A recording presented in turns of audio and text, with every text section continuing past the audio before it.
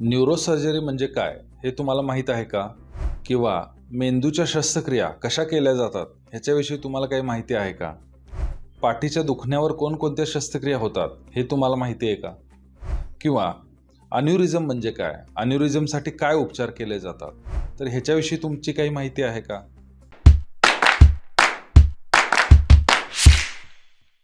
नमस्कार, मी doctor Ravindra Patil, director आणि consultant neurosurgeon, समर्थ neuro आणि सुपर स्पेशालिटी हॉस्पिटल सांगली.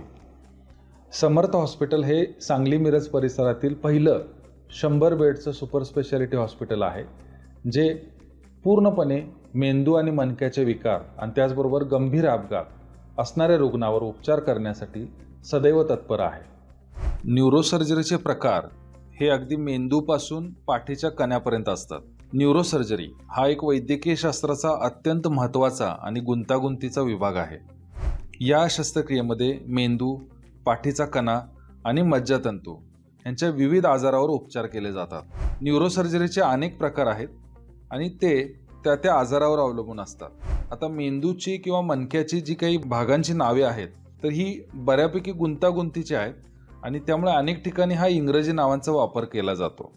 न्यूरोसर्जरीचे काही महत्त्वाचे प्रकार, त्याच्यामध्ये सगळ्यात प्रथम क्रॅनिओटॉमी ही एक सामान्य प्रकारची मेंदूची शस्त्रक्रिया आहे, ज्यामध्ये कवटीचा काही भाग कट केला जातो आणि त्यातून उघडलेल्या मेंदूवर ऑपरेशन केलं जातं.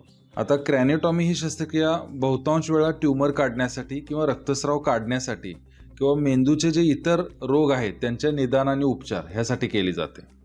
दुसरा प्रकार म्हणजे न्यूरो एंडोस्कोपी. एंडोस्कोपीमध्ये छोट्या नळीद्वारे कुठल्याही अवयवाच्या आत बघितलं जातं. न्यूरो एंडोस्कोपीमध्ये एका लहान लवचिक नळीसारखं उपकरण वापरलं जातं, ज्याला एंडोस्कोप म्हणतात. आणि हे उपकरण हे मेंदूमध्ये किंवा पाठीच्या मणक्याच्या विविध भागामध्ये इन्सर्ट केलं जातं आणि त्यातून सर्जरीसाठी एक ट्रॅक तयार करून जी काही पॅथॉलॉजी असते ती एंडोस्कोपच्या माध्यमातून ॲड्रेस करण्यात येते. एंडोस्कोपच्या मदतीनं डॉक्टरांना आतलं दृश्य स्पष्टपणे दिसतं आणि अगदी किरकोळ किंवा बारीक इजा करून आपल्याला त्या पद्धतीच्या शस्त्रक्रिया हे एंडोस्कोपमधून करता येतात. याचा वापर मुख्यत्वे करून हायड्रोकेफॅलस किंवा मणक्याची चकती सरकणे अशा केसेसमध्ये करण्यात येतो. Spinal fusion. स्पायनल फ्युजन ही शस्त्रक्रिया मणक्याच्या आजारांसाठी, त्याचबरोबर मणक्याची गादी म्हणजे डिस्क डिजनरेशन किंवा स्कॉलिओसिस, फ्रॅक्चर यासाठी केली जाते. ह्यामध्ये जे दोन मणके असतात त्यांना एकत्रित करून त्यांना स्थिर केलं जातं आणि ज्याच्यामुळे वेदना कमी होतात, त्याचबरोबर पाठीच्या मणक्याची स्थिरता वाढते. आता हे दोन मणके एकमेकाला कायमचे जोडले की पाठीची हालचालसुद्धा कमी होते, हे सुद्धा लक्षात घेणं गरजेचं आहे.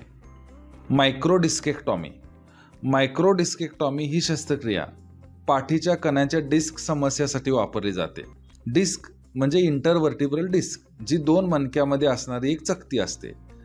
ही चकती ज्यावेळी सरकते त्यावेळी ती सरकल्यामुळं बाजूंच्या नर्व्सवर त्याचं प्रेशर होतं आणि साधारणपणे पाठ किंवा हातापायामध्ये दुखणं असे त्याच्या तक्रारी होऊ शकतात.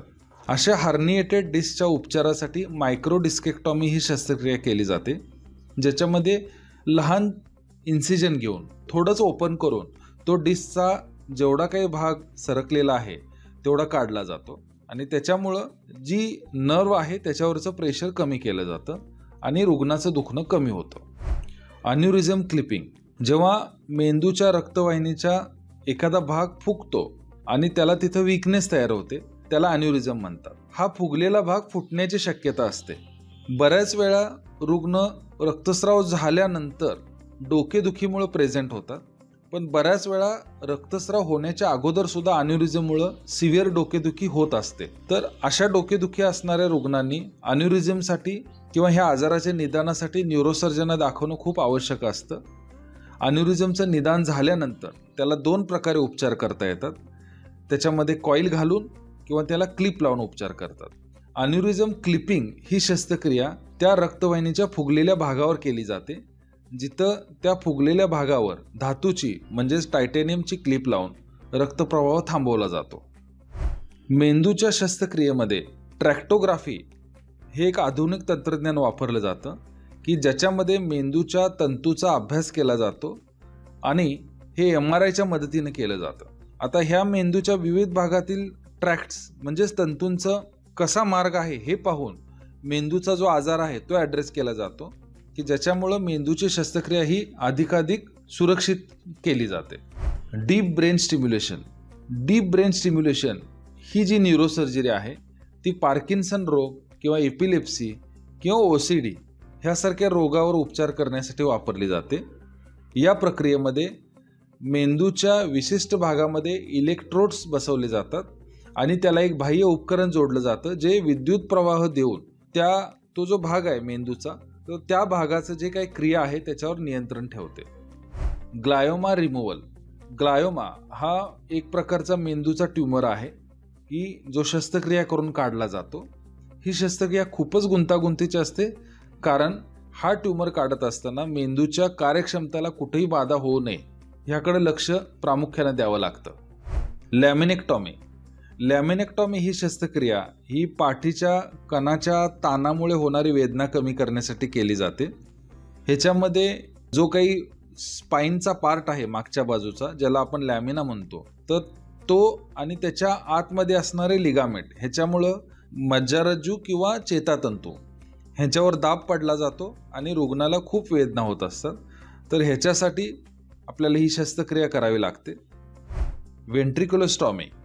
व्हेंट्रिक्युलोस्टॉमी किंवा व्हेंट्रिक्युलोपेरिटोनियल शंट ही शस्त्रक्रिया हायड्रोकेफॅलसच्या उपचारासाठी केल्या जाते की ज्याच्यामध्ये मेंदूमध्ये जमा झालेला अतिरिक्त द्रव बाहेर काढण्यासाठी एक मार्ग केला जातो आणि ह्या मार्गाद्वारे हा द्रव शरीराच्या इतर भागात म्हणजे बहुतांश वेळा पेरिटोनियम म्हणजे पोटामध्ये सोडला जातो.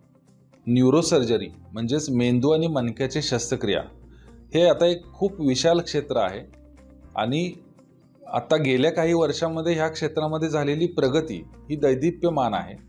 ह्या प्रगतीचा जो काही उद्देश आहे तर तो म्हणजे रुग्णावर सुरक्षित उपचार करणं हा आहे आणि ह्याला आता बऱ्याच प्रमाणामध्ये यश मिळालेलं आहे. त्यामुळे बहुतांश मेंदू आणि मणक्याच्या शस्त्रक्रिया हे आता सुरक्षित करण्यात न्यूरोसर्जनला यश आलेलं आहे.